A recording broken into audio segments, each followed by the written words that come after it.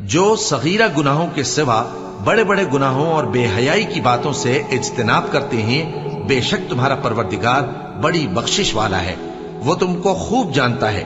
جب اس نے تم کو مٹی سے پیدا کیا اور جب تم اپنی ماؤں کے پیٹ میں بچے تھے تو اپنے آپ کو پاک صاف نہ جتاؤ، جو پرہیزگار ہے وہ اس سے خوب واقف ہے۔ بھلا تم نے اس شخص کو دیکھا جس نے منہ پھیر لیا اور تھوڑا سا دیا پھر ہاتھ روک لیا؟